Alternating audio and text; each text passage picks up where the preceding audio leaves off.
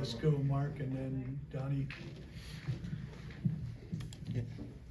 Just wanted to kind of follow up on when I asked Danny about, him as a playmaker. I think he had all of his assists in the second half. Why do you like him, the ball in his hands, and what do you think he was able to exploit this evening? Just the fact that he really is a guard in a 7-footer's body. The way he dribbles, the way he shoots it, the way he can create space. And so we just felt like with him, and we've been working on it the last couple weeks more extensively as the games have bogged down. We're trying to figure out what's our best plan of attack in the half court. And that, in a small sample size, has been a really efficient attack for us. So we started trying to, just get everyone to be more aware of it. And then with Danny, because it's a new role for him, it's just hitting the singles. And he hit some home runs, but he wasn't trying to hit home runs. He just was making the right play.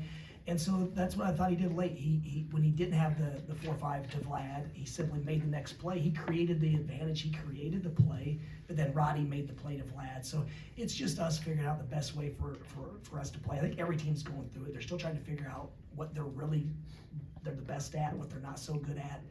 And some of it's trial and error, but I think it's fairly obvious when he plays at that pace. Some teams are going to have to game plan to stop it. Right there, Coach. Coach, teams have looked to attack Wisconsin's 4-5 with Nolan and Steven quite different ways. What did you kind of see, in preparation for this game that thought this matchup could work well for you guys? Well, I speak for, I think, most of us coaches, the 4-5 ball screens, you don't see a lot. So the players don't defend them. I was concerned when they went small and Tanji was at the 4, and in my mind, I was like, let's go ahead and take a look at it. When they downsized, and I thought we were still able to play over the top, and most of it's because Vlad was unpredictable with the screens where they're coming from, and then his angles are continuously improving. And then when Danny made the 3, it forced them to have to go over, and so there's a lot of things that go into it. But it's credit to our guys. They made plays. They played smart, solid basketball. Michael?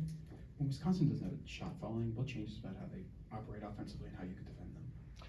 Well, I mean, Blackwell and Taji, man, those guys, they shoot the 3 off the bounce, off the catch. They get downhill. They're so intelligent where they know when you reach, they make you pay. And they're strong and physical. I thought they both just find different ways to impact the game. And we took a calculated risk to plug a little more than we normally do off of their big guys. And they didn't knock them down tonight. And I do think our guys were active enough.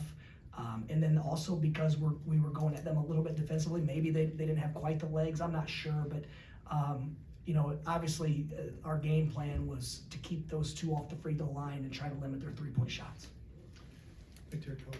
Dusty, yesterday you kind of talked about Vlad kind of mixing between his aggressiveness but also finding ways to play smart. How do you think he accomplished that today, and why do you think he was so successful?